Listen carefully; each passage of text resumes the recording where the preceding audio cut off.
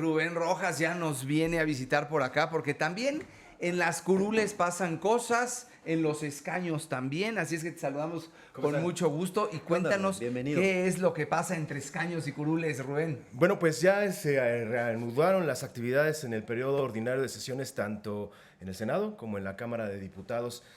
Y bueno, pues todos vimos lo que sucedió el lunes pasado cuando Alejandro Moreno subió a tribuna y dio una letanía de acusaciones en contra de la administración pública. Que le hizo la diferencia en esa legislatura, de alguna manera marcó un antes y un después. Digamos que todo el protocolo de ese día estaba planeado para que en realidad todo transitara terso, sin ninguna mayor abrupta. Sin sustos. ¿Van a contratar algún referee, Rubén, ya para esta nueva Sería etapa? bueno que incluso, como ahora está de moda el tema de los influencers y que se pongan a pelear, se pongan los guantes. Sí, imagínate, ahí está. Noroña, Mente de tiburón. O tener un ring ahí está. ahí al lado, ¿no? Con También. careta, ¿no? Es lo que hacen los influencers hoy, ¿no? Una pelea entre influencers gana muchísimo más. Pero como ese tema ya se agotó el lunes y la verdad es que ya está muy visto, les traigo que, bueno, ya tenemos nuevas presidentas en la Cámara de Senadores y en la Cámara de Diputados. Laura Etziel Castillo, que fue recibida el día de ayer en el Senado de la República en una ceremonia muy particular, aprovechando temas culturales de índole indígena. Y en la Cámara de Diputados, Kenia López Rabadán, que ya tiene un primer deseo arribando a la presidencia de la Cámara de Diputados. ¿Qué les parece si vemos cómo recibieron a Laura Etziel Castillo y a Kenia López Rabadán su deseo para el próximo 15 de septiembre? A ver. Se pregunta a la Asamblea. Del segundo año de ejercicio constitucional de la 66ª legislatura.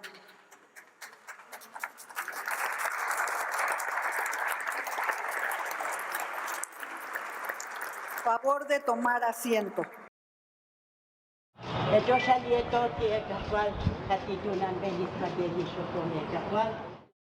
Una fotografía de pluralidad siempre será buena para México, para cualquier país del mundo, para cualquier democracia. Yo estaré atenta y respetuosa, por supuesto, de las instituciones y de los tiempos. No, pues ya les hicieron una limpia. Fuera los espíritus chocarreros o cómo era. Hay que acudir a las deidades ancestrales para que de alguna manera todo salga bien. Y a pesar de que pues hay quien dice que somos un país laico y que no debe haber ningún culto, hacen lo que se necesite para que haya buena energía, ahora que lo demuestre con el trabajo, ¿no? Se está abriendo un debate porque parece un poco de informal, un poco de broma, pero se está abriendo un debate en la utilización de las tradiciones culturales, sobre todo de los pueblos indígenas, utilización política. Ya lo vimos en el tema del lunes también con el presidente de la Suprema Corte, Hugo Aguilar, que recibe el bastón de mando.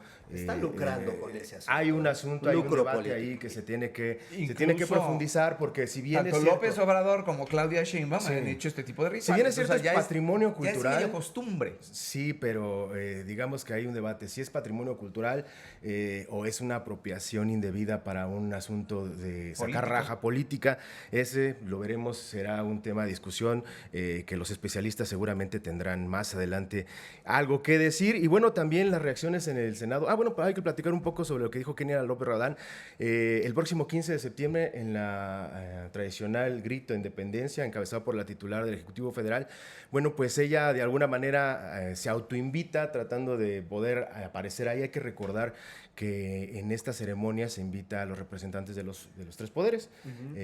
Sin embargo, en el caso de el último grito de Andrés Manuel López Obrador, pues no estuvo presente la presidenta de la Cámara de Diputados en ese momento del PRI, ¿no? Entonces, veamos si se le cumple este deseo de aparecer en el grito de independencia acompañando al titular del Ejecutivo, y habla de que sería una buena forma de dar una idea de pluralismo, ¿no? Sí, ya marcaron la pauta en esa ocasión, entonces la verdad es que no extrañaría que no aparezca, Sí, es real, hay acercamientos con la oposición, a diferencia diferencia de otras ocasiones, esta vez, por ejemplo, en la reunión que sostuvo la secretaria de Gobernación con los líderes parlamentarios de la Cámara de Diputados, se invitó a todos, estuvo presente el PRI, estuvo presente el PAN, entonces hay una pequeña apertura y una posibilidad, veamos qué sucede efectivamente si se le cumple o no el deseo a Kenia López. Pero viéndolo desde el otro lado, también cuando no asisten, quieren mandar un mensaje de inconformidad, Claro. que no hay unidad, de oposición malentendida,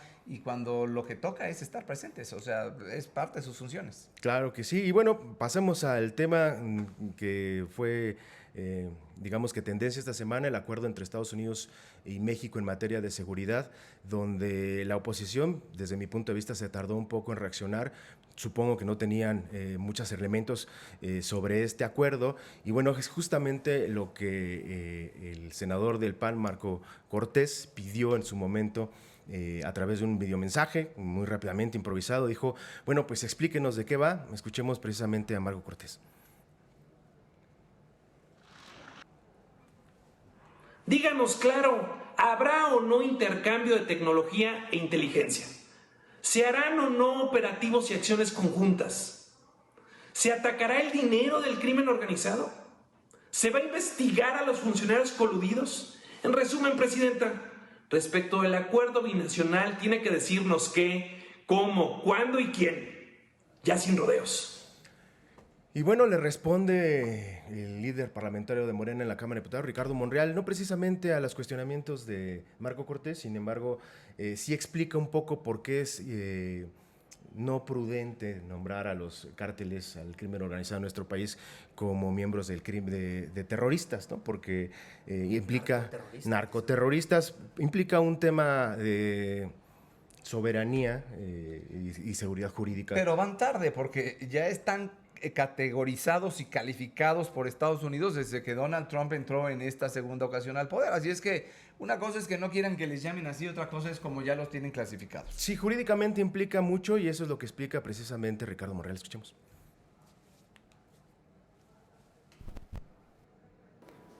Modificar todo el marco jurídico constitucional y legal. Pero no solo eso, es una puerta a la intervención extranjera.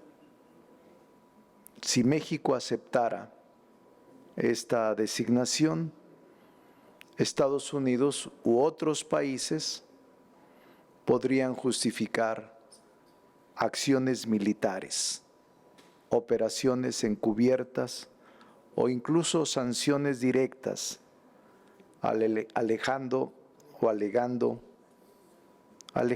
las garantías individuales y la protección a los ciudadanos y alegando la lucha contra el terrorismo. Bueno, creo que le da muchas vueltas al asunto, no sé qué consideren ustedes. Yo cuando pienso ahorita en cómo se llevaron al Mayo Zambada y que ni siquiera han dado una explicación, digo, mientras aquí están en el debate si viola o no la soberanía, Estados Unidos viene y hace cosas sin avisar y que al día de hoy no sabemos si agradecerles o reclamarles que se hayan llevado al Mayo Zambada. Quizás como la parte de descabezar al cártel, yo de forma personal diría que bueno, el problema fueron las consecuencias de lo que hemos estado, por ejemplo, viviendo en Sinaloa, informando, ¿no? Y que, por ejemplo, hablando de Sinaloa, ni las fiestas patrias van a cancelar, poniendo en riesgo a la población. Cosa que no ocurre, por ejemplo, en Chicago, que las van a cancelar para evitar las redadas del ICE. Pero eso es otro tema. Lo que tú bien dices es, el asunto aquí es, les molesta que los califiquen, pero nadie habla de que los van a combatir. Sí, o sea, estamos alegando cómo queremos que los llame Estados Unidos. Terroristas, crimen organizado. Chicos malos. Porque jurídicamente implican otras cosas, que los combatan. ¿Sí? Querían gobernar, ¿no? Adelante. Pues ahí está el debate sobre este tema, que es muy interesante porque, si bien es cierto, ellos dicen que tienen resultados en materia de combate al crimen organizado, se basan mucho en las cifras de homicidios en el país. Ajá, y algunos otros que efectivamente, habiendo suspensiones incluso para evitar extradición, pues en ese caso fueron traslados al extranjero, no fueron precisamente extradiciones jurídicas muy legales. En ese punto, pues sí habría que tener una explicación. Y bueno, también explicarnos ahora por qué piden la devolución de algunos líderes, ¿no? Como para que se juzguen en México si ustedes los trasladaron de manera ilegal hacia allá. Y que la presidenta Sheinbaum no está de acuerdo también del todo con entregar a los cárteles a Estados Unidos, porque los quieren juzgar aquí, pero bueno, vuelvo a lo mismo, primero deténganlos. Estados Unidos viene y actúa, México no actúa. Hay una crisis ahí, efectivamente, pero bueno, también es cierto que una vez poniendo en la ley esto, si es que se llegara a dar, además, como dice Monreal, se requiere un cambio constitucional, cosa que no es nada sencilla. Bueno, con la mayoría calificada que sí tienen, no dudaría que en algún momento pudieran pensarlo, pero la posición del oficialismo es nada que ver con este asunto. Claro. La posición de la oposición básicamente es, pues sí, ojalá y que nos ayuden, ¿no? Pero los Monreal han dado mucho de qué hablar. Exacto. Pero mucho. A lo mejor por eso han no estado estaba muy tan presentes concentrado, don Ricardo, ¿no? en el imaginario colectivo. Todo se suscita porque, bueno, fue la secretaria general de Morena, María Elsa Alcalde, fue a Zacatecas y ahí estuvo reunido con la fuerza política, estuvo el gobernador David Monreal y estuvo precisamente Saúl, el hermano menor de los Monreal.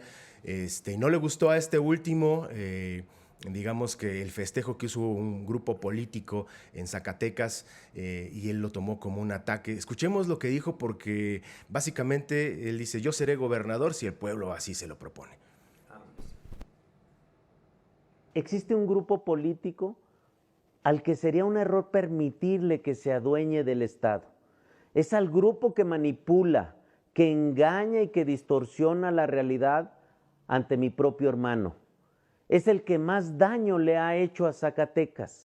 Y si seguimos con sectarismos, divisiones y actitudes beligerantes, Morena corre el riesgo de perder la gobernatura en 2027. Si seguimos dejando de lado a los liderazgos que construimos el movimiento. Pues no, que nos habían dicho que ya se había acabado el nepotismo, eso es lo primero. Y lo segundo, los hermanos Monreal hablando Todavía de... no entra la ley. No, sí dijo así, eso va a ser en el Pero sí 2026. está la ley para el 27. Pero, Ajá, a ver, entonces mientras no hay problema. Pero ellos- si la familia no se pone de acuerdo, ¿qué pueden esperar los Parece que zacatequeños? están peleando por una herencia, parecen unos hermanos peleando por un juguete. Bueno, nada más hay que recordar que son 14 hermanos y el tercero los que en la faltan. línea es Ricardo Monreal, y precisamente Ricardo Monreal es que le responde a su hermano menor. Está muy pequeño y básicamente lo invita a que O se sea, vaya. van a dejar de gobernar por ahí del 2080 o cuándo, ¿no? O sea, Que se serene, dijera López Obrador. Así es, escuchemos a Ricardo Monreal. Estoy seguro que Saúl no va a cometer suicidio político y va a apoyar siempre a la presidenta Claudia Sheinbaum. Vamos a ver qué pasa. No he hablado con él, pero como voy a ir probablemente a los próximos días, voy a hablar con él en términos amigables y de hermandad. Él tiene que serenarse, creo yo. Yo hablé con él la semana pasada. Su carácter es así, pero no es suicida. No es un hombre irracional. Es muy inteligente, audaz. Vi su video y lo bajó.